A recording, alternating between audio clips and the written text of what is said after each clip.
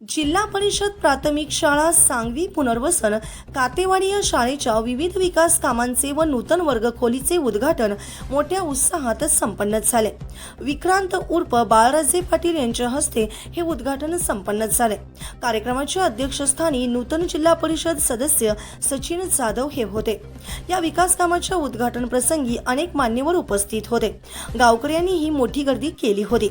यावेळेस अनेक मान्यवरांनी आपल्या भावना व्यक्त केल्या. आणि गावातला तुम्ही येतं का म्हणजे गावाचा परिसर बघत आलात. भाऊसाहेबांच्या तर पायाखाली सारखाच परिसर येतोय. जरा आमच्या गावाकडे जरा जास्त लक्ष द्यावं ही इच्छा दोघांनी पण.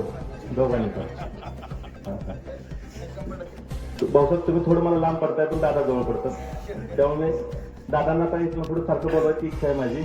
पण आतापर्यंत जे काय गावाचा चेहरा मोहरा बदलण्याचं जे काय मी करू शकलोय त्यात मालकांचं, भाऊसाहेबांचं आणि तात्यांचं खूप मोठं योगदान आहे.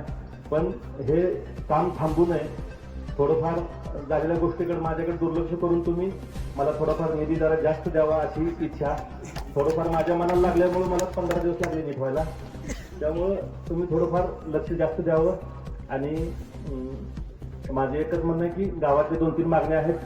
आमच्या मशानभूमीला कंपाऊंड आणि बसण्यासाठी व्यवस्था, दफनभूमीला कंपाऊंड एक पाहिजे आहे. आणि ह्या वर्षात पूर्ण करा. पुढच्या वर्षी अजून पुढचं सांगतो.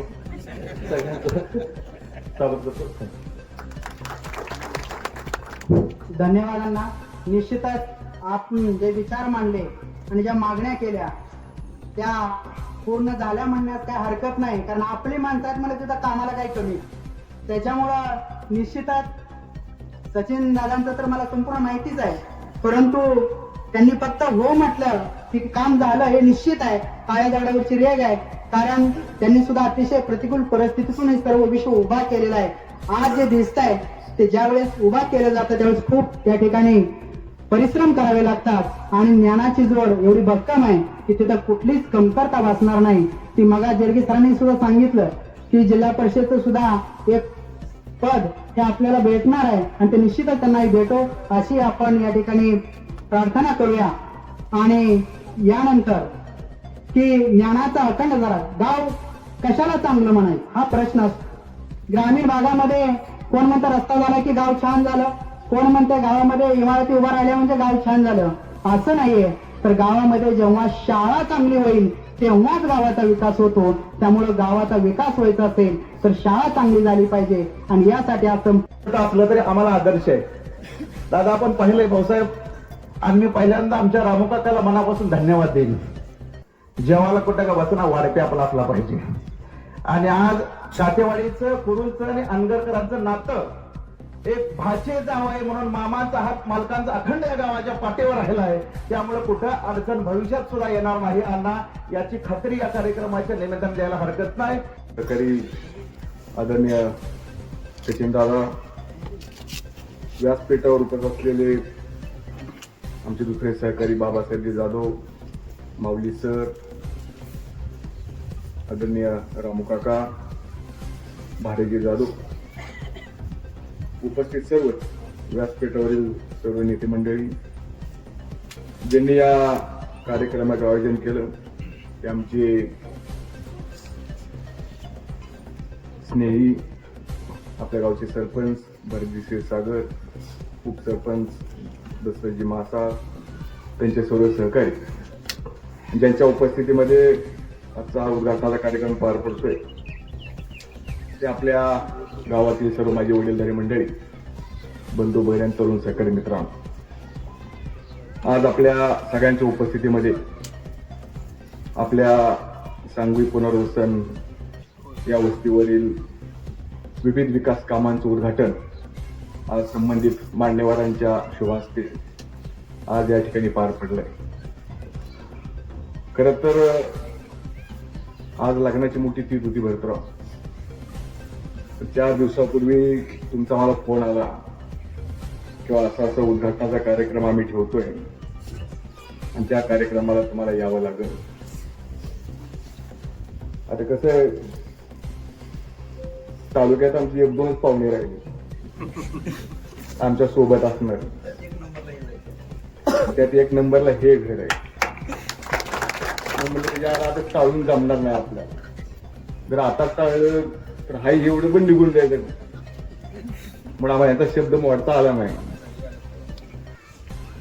म्हणून आज तुमच्या आग्रहाखातर आज या ठिकाणी मी उपस्थित झालो आणि अतिशय चांगला कार्यक्रम तुम्ही आज या वस्तीवर आपण या ठिकाणी घेतोय.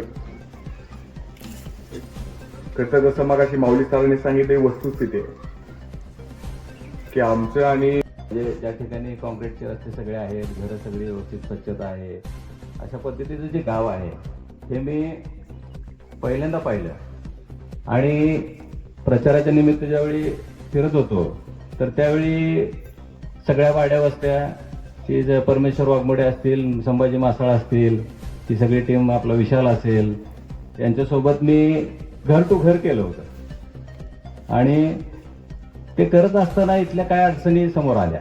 मग अडचणी आल्यानंतर आपण तिथंच तत्कालीन बैठका, पप्पूशेट आहेत त्यांच्यासोबत आम्ही चर्चा करून तिथं काही रस्त्याचे विषय होते, काही मुर्मीकरण होतं, काही ठिकाणी पाण्याचं काय प्रश्न होते. मग ह्या सगळ्या चर्चा करत असताना, काम करत असताना आम्ही मोकळ्या मनानं सगळ्या गोष्टी केल्या. आणि या भागातील लोकांनी सुद्धा भरभरून मतदान केलं असं मी म्हणेन. आणि जिल्हा परिषदमध्ये मी निवडून आलो, परंतु खंत एका गोष्टीची आहे की माझा जोडीदार जो आहे बिरुमोठे तो घसरला. त्यामुळं थोडंसं मला त्या दिवशी सुद्धा वाईट वाटत होतं. पण बरं ना, तुम्ही काळजी करू नका. कसं असतं, जनता ही विचाराची असते.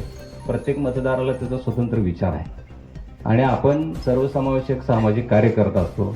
रस्ते असू द्या किंवा आता हे जी काही विकास कामं आपण केलेली आहेत मागच्या 25-30 वर्षामध्ये आदरणीय राजन मालकांच्या नेतृत्वाखाली तालुक्याचा विकास करत असताना जी काही कामं झाली ती अजून आपण ती कामं जास्तीत जास्त करण्याचा प्रयत्न करूया, लोकांच्यापर्यंत पोहोचूया. आणि जसं आता भाऊसाहेब म्हणाले की जनतेला आपण प्रश्न विचारूया की बाबा आमचं काय चुकलं ते तर सांगा, म्हणजे आम्ही आणखी त्यात सुधारणा करू. अण्णा, लोकांपर्यंत पोहोचलं पाहिजे, आपण आपला प्रश्न विचारला पाहिजे. आपण आपले 100% दिले म्हणजे मलाही असं वाटतंय, परंतु कदाचित लोकांना अजून काहीतरी वाटलं असेल कमी पडलोय, आपण कुठेतरी आणखीन कमी पडलेलो आहे. तर मला असं वाटतं की आपण लोकांपर्यंत आणखीन पोहोचलं पाहिजे, त्यांच्या अडचणी समजून घेतल्या पाहिजे. थोडंसं जातीय राजकारण किंवा भावनिक राजकारण न करता विकासाचं राजकारण केलं पाहिजे. कारण आज जागतिक परिस्थिती बघितली तर आज अमेरिका इराणचं युद्ध चालू आहे, सगळीकडे अस्थिरता आहे. म्हणजे जगाच्या पातळीवर प्रत्येक देशाला सुद्धा अस्थिर वाटतंय की माझं काय. हा मुख्य प्रश्न आहे की मतदाराला वाटतंय की माझं काय. ठीक आहे, रस्ता केलाय तुम्ही सगळ्यासाठी आहे, मला काय. म्हणजे बहुतेक तुम्ही जे म्हटलं ना वैयक्तिक फायदा काय माझा, तर याच्यावर काम केलं पाहिजे. म्हणूनच मी ज्यावेळी प्रचार होता त्यावेळी सुद्धा मी हेच सांगत होतो की आपल्याला या भागामध्ये उद्योगधंदे आणून लोकांच्या रोजगाराचे प्रश्न आपल्याला मिटवले पाहिजेत. लोकांचं राहणीमान अपलिफ्ट झालं पाहिजे, म्हणजे त्यांची राहणीमान वैयक्तिक कुटुंबाचा विकास झाला पाहिजे, याच्यावरती काम केलं पाहिजे असं वैयक्तिक माझं मत आहे. आणि लोकांनी त्याबद्दल मतं मांडावीत असंही मला वाटतं. या ठिकाणी आपण हे जे काम करत आहोत, ही जी शाळा आहे तर ह्या शाळेचा परिसर खूपच छान आहे. 2 एकराचा परिसर, मी आतापर्यंत एवढी मोठी शाळा पाहिली नाही. तर सर्व इथल्या स्टाफला एक जबाबदारी अशी येते की इथं तुम्हाला झाडं लावावी लागतील, ती झाडं सांभाळावी लागतील. मला माहित नाही आता जिल्हा परिषदमध्ये झाडं सांभाळण्यासाठी काही निधी आहे का नाही आहे मला माहित नाही आहे, परंतु तुम्हाला वैयक्तिक थोडंसं त्याच्यामध्ये डिवोशन करून किंवा कॉन्ट्रीब्युशन करून सर्व शिक्षकांनी किंवा गावकऱ्यांनी म्हणा इथं झाडं लावून त्याचं संगोपन केलं पाहिजे. त्याला ड्रीप सिस्टीम बसवा. आता तुम्हाला पाणी पण उपलब्ध झालेलं आहे, तर ड्रीप सिस्टीम बसवा. मुलांसाठी इथं मैदान पण चांगलं आहे.